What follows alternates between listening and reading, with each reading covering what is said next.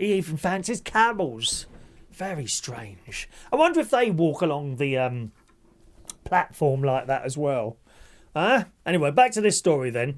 Apparently, Saudi authorities have carried out their biggest crackdown on camel beauty contestants, disqualifying more than 40 enhanced camels. And here comes the story from the annual pageant, according to the state-run Saudi press agency.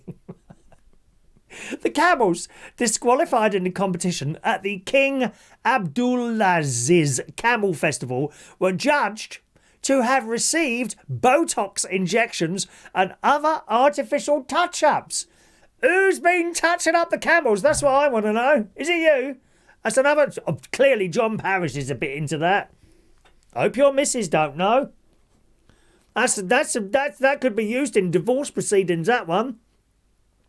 The camels disqualified got Botox injections and other artificial touch-ups. The popular festival, which started this month, invites the breeders of the most beautiful camels to compete for about £66 million in prize money. It's worth getting a camel, isn't it? Huh? It's worth getting a camel and looking after it for a while. Maybe having a few little bits and pieces done to it, but watch out, you can get caught. Botox injections, facelifts and other cosmetic alterations to make the camels more attractive are strictly prohibited. Jurors decide the winner based on the shape of the animal's head, neck, hump, dress and postures. I wish they'd ban it over here with women. And men. To be fair, men as well. I've seen lips like that. Who's that one off... The Only Way is Essex. Not Gemma Collins this time, unusually. I don't think she's had any facial surgery done at all. And that's a credit to her. I think it's a big credit to her. I don't think she's had a facial surgery. But there's one in there. Her lips are like this. Awful. But they think it looks good. This is the thing about it. These people have these stuff done. No one tells them anymore because they're frightened of... I don't know, being nicked for a hate crime or something. No one tells me, you know what, your lips look really stupid. There's one of them in Towie. I can't think of her name now, otherwise I'd say it. Can't remember now. And even some of the gay fellas as well. It tends to be the gay ones. I don't know any... Well, no, that's a lie. I do know straight stars that have had stuff done. One of the old American detective series, maybe Magnum or something like that. He's about 70 and his face was like, oh, it's awful, awful. Anyway, judges at the month-long festival held in the desert northeast of the Saudi capital are escalating their clampdown on artificially enhanced camels, the official news agency reported, using specialised and advanced technology to detect tampering. I want to be tampered with. Honestly. Camel breeding is a multi-million-dollar industry and similar events take place across the region, apparently. Well, I never knew that, did you? Thanks very much for the story there, John. Oh, dear me. Anyway, yeah, on to my illness. I know you're more interested in that. It had been a very good weekend last weekend. I have to tell you, the Friday was fantastic karaoke night. The Saturday was a fantastic karaoke night. The Sunday was not so busy, not by far. But it did involve carrying equipment, speakers and stuff like that, which I generally don't do anymore. It's no problem, really. It all goes in the car. I must admit, I struggle with the speakers more than I used to. I was talking to someone about this the other day. The two speakers I've got handles at the top, and you can actually carry one each side, right? One each side. I used to have speakers 4 times that size, and I remember climbing upstairs with them. Like, there was one particular place, a spiral staircase, and I could do it. I don't think I could do that now. I honestly don't think I could do that now. And with those 2 speakers that I carried, I did actually carry them singly from the car into the venue, the Golden Lion in Sydenham, and it was all right. You know, it wasn't too far from the car, to be honest, but I did feel it, if you see what I mean, which I didn't do in my sort of late 20s, early 30s when I used to be doing this sort of thing. And The night was okay. It was not busy at all, as I say, nothing like the central station, but it was okay. We had a good atmosphere and a few people turned up, so that was nice. And it was about, the governor there sent over just enormous piece of chocolate cake I've ever seen in my entire life. This was massive, this thing. It was massive. It was made like that. Great cut like that it was, like a cut like that. It was big cake. Anyway, so I ate that. And I didn't really, I'll be honest with you, I didn't really want it. I don't know, I just didn't fancy it, which is unusual for me, okay? And I think at about 10:15, I started feeling really tired, and I just put it down to maybe I'd done a lot, because this was extra work, of course. And also I have in my head I'm playing the organ now every week at every week except 1 in 3 when I'm at my sister's house at St. Joseph's in Bracknell. And that's in my head as well, because that's actually, I get quite stressed out about that, believe it or not. Well, like most of the stuff I do get quite stressed out leading up to it. And then you do it, and then it's almost don't get me wrong, I look forward to doing it, but I get very nervous. I won't show it, you won't be able to tell, but I'm really nervous when I'm sitting there at the organ in case I hit the wrong key or something like that. It worries the life out of me. And then when it's done, it's kind of a bit like that. Again, you wouldn't see that in the church. It's when I get home and like, wow, thank God I've done that all right. And then it's on to next week, you see. So that's in my head as well. That's a new thing for me to worry about, sort of thing. And other bits and pieces. And I just put it down to that, bit of tiredness. And I got back here and I was absolutely knackered. And I thought, and it got to like, I thought I'll sit up for a cup of tea. And I think it was just a cup of tea, actually, just a cup of tea. And I watched a little bit of television. I think a bit of Casualty, which was excellent this week.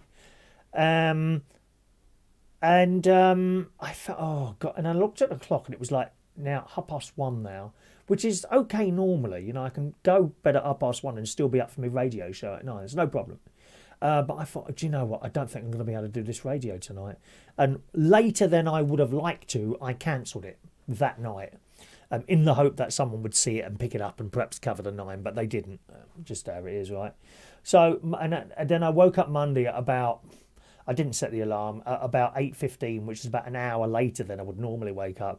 And I just felt absolutely wrecked. I thought, oh, God, you've got something now. A couple of days previous to this, I have been having a little bit of a dodgy tummy. Lots of trips to the little boy's room. No, that's wrong. No, not lots of trips. Normal amount of trips, but not right what's coming up. Right? And Monday, that got much worse. So I think it was probably some sort of stomach bug. So that was Monday, and I felt tired. I didn't want to do anything, lethargic. Anyway, I managed to have, I think I had my breakfast. I can't remember Monday now. And then Monday morning, I rang up my mate. I said, look, I'm not coming round tonight. You better not come round here in case I've got something here. Okay, fine. And then at 11 a.m, I went back to bed on Monday, and I got up at about 6 p.m, and I went downstairs and I just watched the telly. I just watched the telly, and I'm in this chair, I'm like this, like this. But I thought, well, you can't go back to bed now because you won't sleep at night. So that was Monday. And then Monday night, I went to bed at about 12:30 sort of time, 12:30. And again, I cancelled the show because I think you're not going to be up for this again tomorrow. So I cancelled the show early on Monday. So someone else, I think it was Clive, picked it up, the radio show. So that was that. And then Tuesday, I had to go into London anyway for my twice yearly checkup at the hospital for a little thing that I've got. And I wasn't too bad. That was about 10 o'clock. I left this house at about 9:45. I got into London at about 11 o'clock for 11:40. I'm always early for that sort of thing. And remarkably, very little traffic. Remarkably. And in fact, the car park where I normally park is usually quite full up. I can always get a space. There was hardly anyone in there. And I put that down to them telling people to work from home again, aren't they? So I went and saw the doctor. And so they got a new machine in the hospital in our particular part in the clinic I go to. Right? There's a machine in there, and it does your height your weight and your blood pressure. Okay, so she says, stand over there, please. Push the green button when you're ready. I thought, oh, well, this is a new thing. Oh, blooming wonderful. Another machine to take a person's place. But it won't work. So I stood on this thing. And it does beep, beep, beep, beep. Things going up and the weight comes out. Can't remember what it was now. 13 stone 9, I think it was.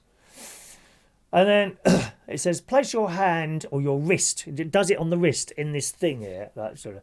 And then the thing starts, and this like cuff inflates around there, and beep, beep, beep, and it goes, error. Oh, I thought, here we go. Please try again. Put it in again. Bleep, bleep, error. Oh, this is wonderful. Now, well, thousands this machine would have cost. That you know that thousands, right? Did it again. Beep, beep, beep, and then ching. A little list of numbers come out. It says, please collect your ticket underneath. Okay, chucks out a little piece of paper with your weight and your height and these other numbers relating to blood pressure. I'm never quite sure what they mean. So that was that. Then I went around, sat around the corner, and doctor called and said, hello, Chris, how are you? All right. He said, give us a minute. I just need a nicotine upgrade. He said, I'll be back in a minute. And he pissed off for another blooming cigarette outside. Left me with his trainee who was asking me all sorts of questions. He was all right, though. I don't mind that, do you? You've probably had it yourself, where perhaps you're in a doctor or hospital or clinic or something like that, and there's a trainee sitting there. Some people don't like it. I don't know why, because they have to learn. There's no problem, is there? Well, no problem at all. So I chat there, and he came back a couple of minutes later, and he's having a look at the screen. He said, yeah, that's fine, that's fine. Oh. He said, are you on blood pressure tablets? I said, no, not really. I said, it's been slightly high over the last few months because I've got the thing myself, but nothing to write home about. He said, it's a little bit high. It's not too bad. He said, it's probably that blasted machine outside. I said, is it no good? He said, it's useless, absolutely useless. I'll send you over to the nurse there, get it done properly. So I went out to the nurse outside, sat around the corner. She put the thing around there, pss, pss, pss, pss, pss. Go shh, shh, and all that business. And I said, how's that? He said, it's perfect. It couldn't be any better than that. That's what he said. Couldn't be any better than that. So, well, what a waste of thousands of pounds that was. They do these things and they don't blooming well work, do they? I mean, I expect at some point in the future we'll have one that works. But honestly, they buy this stuff in and it don't work properly. Anyway, so that was that. And we have a little bit of a chat, usually just to catch up with general things. And as I went out of the door, and he said, oh, by the way, you need to lose a bit of weight. And he pointed at me. I said, well, it's the stuff. He said, is it a COVID belly? I said, what's a COVID belly? He said, oh, loads of people have got it. It's where we've been sitting at home not doing exercise. I said, no, it's not through lack of exercise. It's bread. I said, I know, it's bread and cakes. That's what it is, bread and cakes. He said, well, you need to lose a little bit if you can. Okay, thank you, Doc. Bye. Then I went into Marks and Spencer's, which is next to the hospital, and I was looking for my honey roast crisps, and there weren't any there. So they might have stopped doing those again. They seem to take these stuff off the shelves and put them back again, don't they, for some reason? I don't know why. Anyway, that was my trip to the doctors, so nothing to write home about there. And thank God for that. And I came back here, got back to bed, got up again at 6, and my mate came round last night. And not too bad now. As I sit here, of course, I record this the night before. It's just about 11 o'clock at night here now. And I'm feeling quite hot, but that's probably because my mate insists of having the heating up to 17 blooming degrees when he's here. I don't have it on 17 degrees. I'm so hot sitting here. Maybe I should have put a shirt on instead of this jumper, but there you go. And we watched the last 2 episodes ever of Merlin, series 5. Last 2 episodes, which had me crying anyway, because of course Arthur dies. Arthur dies and Merlin's in pieces. Oh, it's just so sad. It's so sad because Merlin and Arthur are the best of friends. Merlin is, of course, Arthur's servant, and he tells them at the end that he can do magic, and Arthur doesn't accept it at first. He tells him to go away, don't ever see me again. But eventually he accepts it, and he dies in his arms. He dies in Merlin's arms, and Merlin's crying his eyes out, and I'm crying. I said to Ronnie, do you know that's going to be us one day? That'll be us one day. It'll either be you or me, I don't know who. Of course, Ronnie being as he is, he said, oh, it'd definitely be you. It's true, isn't it? It's a horrible fact of life. If you're with someone that you dearly love, and I'm afraid one day it'll be one of you. It's just awful, isn't it, life? But we hope and pray that at some point we are reunited with these people that we love, aren't we? Really, as indeed will Merlin and Arthur. It's a bit of an odd ending, really. That the Merlin thing, the thing at the end. I'm sure you've seen it. If you haven't, then I'm really sorry. I given away the ending, but it's still worth watching because you don't know what leads up to it. Okay, Merlin, now available on Netflix and also believe the BBC iPlayer. Okay, alrighty. So that was my my thing there. I had an email actually from the pigeon people. You know that I've got a bit of a problem with pigeons on the roof nesting under my solar panels. They were supposed to come this week, but they've been delayed due to falling backwards with work. Due to weather conditions, actually. So they sent me an email saying, we're very sorry, it won't be this week. It'll probably be in about 15 to 20 days' time, which is fine, you know. At least they'll have a home for Christmas, those poor pigeons. Coo, coo, cooing away, keeping me awake at all hours. All right, I'm so disgusted. Tomorrow, as in today, this morning, I can't see myself going swimming for a while. I better not go swimming, but I'm going to try and do some litter picking tomorrow. I'm disgusted. Someone has chucked... This is last week, incidentally. Last week, someone has chucked an entire black bag of household rubbish onto the side grass next to the road. That was last Thursday, I think it was. And I've been wanting to pick it up, but not found the time to do it. And of course, I haven't been well enough to do it. I would normally do that sort of thing on a Saturday. No one else has touched it, of course, have they? All those hundreds of people round me. No one else has touched this black bag of rubbish. Have they? And the council haven't been down. I suppose no one's reported it. That's what happens. No one reports it. Oh, someone has to do it. It's nothing to do with me. Ain't my rubbish. That's the sort of attitude. Try it yourself. You know, pick up a tin or something and go past someone's random bin when they're out. Do you mind if I put this in your... No, it ain't mine. That's the attitude you get. That's it. Could you take that home and put that in your bin? Mine's full. No, it's not my rubbish. It's a bloody bin, for Christ's sake. Just take it. Anyway, so I'm going to do that this morning. I'm going to go and have a good walk up there and pick up that stuff. And of course, today I came down the hill after the hospital. The bag's still there, but now it's been ripped apart. I just give myself work, really, don't I? But it keeps me busy. I think we all want to make a difference, don't we? And I think picking up rubbish makes a difference. I do. If you've got a young child and you teach them, you have made a difference. There's all sorts of ways to make differences, you know. If you perhaps a DJ, you make a difference to people's lives. You make them happy maybe for a while. We all like to make a difference, don't we, really? Hey, when you think about it. Rightio, let's read some of your lovely messages. Thank you very much for those. Mike in Brighton has sent in this Christmas tree, boys and girls. I'm very pleased to say Mike in Brighton has now put his tree up. Where is he? Hi, Chris. Thought you might like to show all your lovely viewers my Christmas tree, which I've now put up. Congratulations, my darling. It looks fabulous. It's a shame you didn't put the lights on for us. I would have liked to see it with the lights on, but not to worry, Mike. Maybe you run out of batteries or something like that. Thank you, Mike. And also, Mike was checking up on me. He's left a message on my answer phone, and I haven't replied to it yet. Sorry about that, Mike. I will give you a ring tomorrow or something. All right, my darling. Thank you very much for that, Mike. Much appreciated. Lovely tree. I mean, you really pushed it. Let's have another look at that. You've really pushed a barrel out with that one. No expense spared at all. God, that must have taken you hours to do that one. Look at that, eh? Wonderful. Thank you, Mike.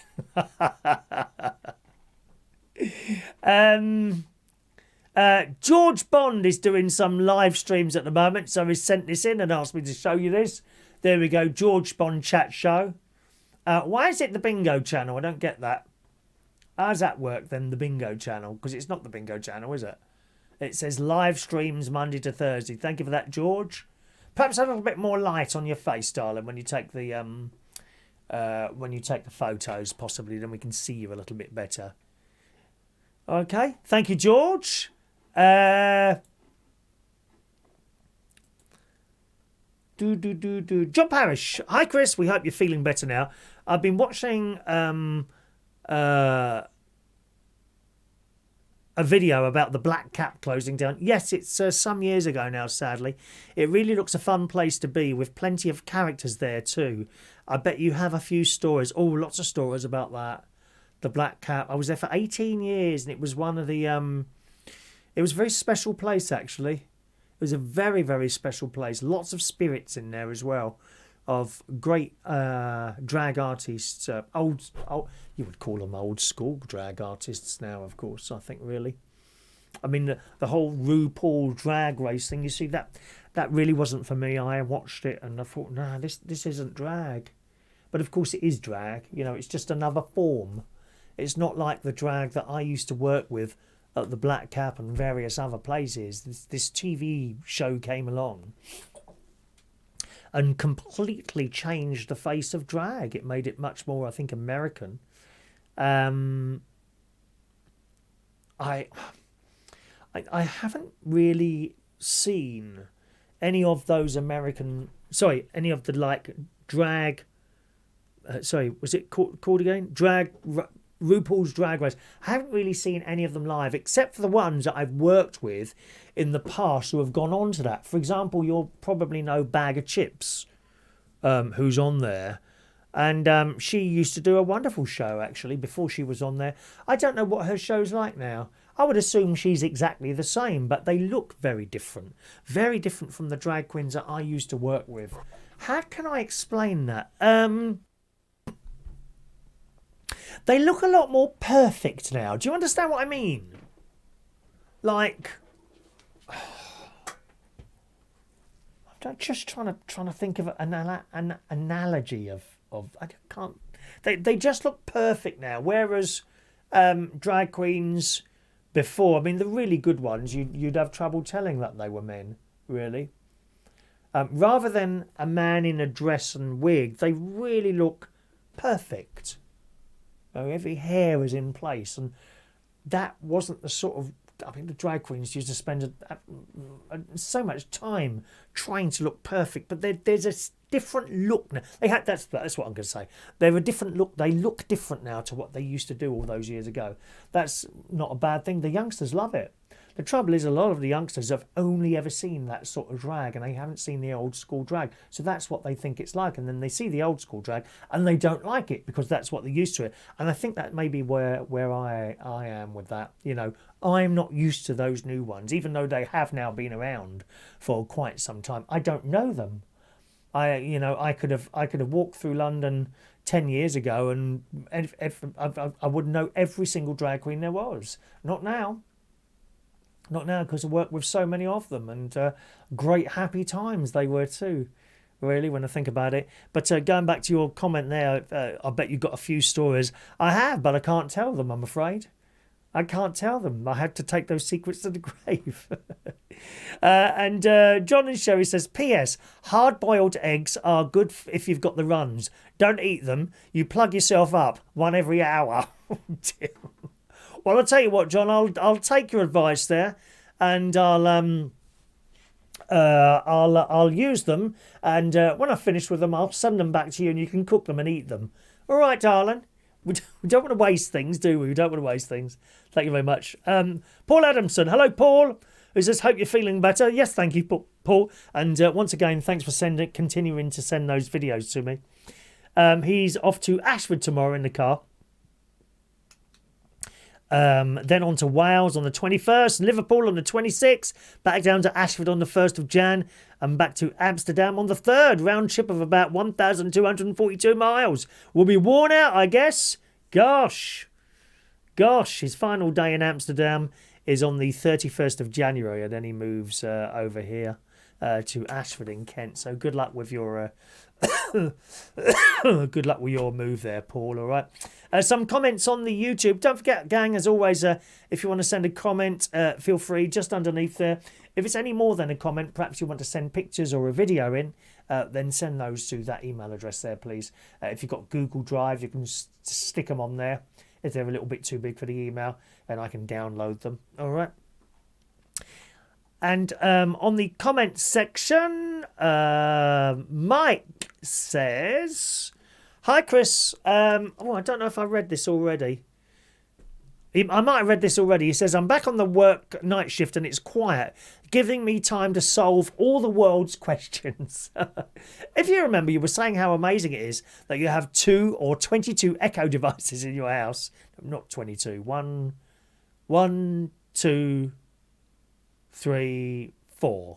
We've got 4? 1, 2, 3. I've got 4 in my house. 4 in my house. And they all play in perfect sync. I believe the reason it can do that is because all the speakers are connected to the same Wi-Fi. As Mr. Spock would say, it makes logical sense. Keep up the great work. Your number 1 fan, Mike. Thank you very much, Mike. Thank you, sir. The dark side. Power cuts. Yeah, we were saying something about power cuts the other day. Dark Side says, now imagine these power cuts when everyone's got one of these crap electric shopping carts. Do they exist, I suppose? I bet you got those in America, haven't you? Electric shopping trolleys. Oh dear, they don't like to use too much effort in America, do they? John Floodgate saw Ronnie singing and he says, were his hearing aids running low? Very good, Johnny. SDT Van, it's Chris. Hello, sir. It's Christmas. So I'll just say that Ronnie did a fabulous job holding the microphone. Thank you, Chris. Hello to young Reese Cars. I hope you're well, Reese. By the way, Reese, what are you hoping for Christmas? Some sort of vehicle, perhaps, or a model vehicle, I wonder. Reese is in the house. Hello, Reese. Who says, awesome, Ronnie singing. He's actually quite good at that. That's what Reese thinks. Thank you, Reese. Thank you, Reese. Even Rosemary says, good job, my friend, to Ronnie.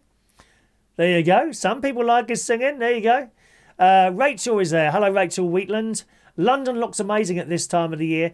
Great video. Yes, it does, Rachel. But you know what? It's been the same blooming lights for years. It's the same lights.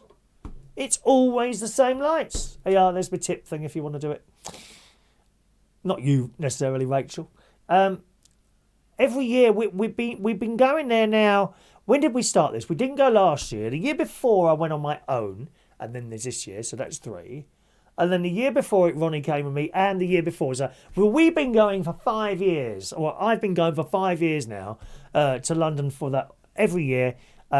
Quite close, couple of weeks away from Christmas to go into Hamleys and all that. And it's the same lights. The same lights in Carnaby Street, the same lights in Oxford Street and all around there. Doesn't change. Never change. I mean, presumably it would cost a lot of money if they kept changing it all the time. I get that. But blimey, 5 years now, love. If you go back, if you want to have a look back at some of these videos from sort of last year, I can't give you the exact dates, but you'll see. And I generally do take the camera with me. I think I've always taken the camera with me and done the lights, and they're always the same. Always. Mad, isn't it? Thank you, Rachel. And Weird City Citizen, hello to you. On the subject of Ronnie singing, oh dear, oh dear, oh dear. Oh, you are awful, dear. Thank you very much to you. Right, that's it for our little show today. Thanks so much for joining us. I'll be back on the radio this morning. If you're picking this up early, there we are. I'm on Reach on Air. No, can't find the poster now. Did I not? Have I still not put that poster on my little button box there? Where it is there. It'll be the wrong date when I show you this. So, you got the wrong date on there. There it is. That's the wrong date. Yeah, take it off then. All right, so stop moaning. There you go. Starts at 9:02, Monday to Friday. Reachonair.com is my radio show.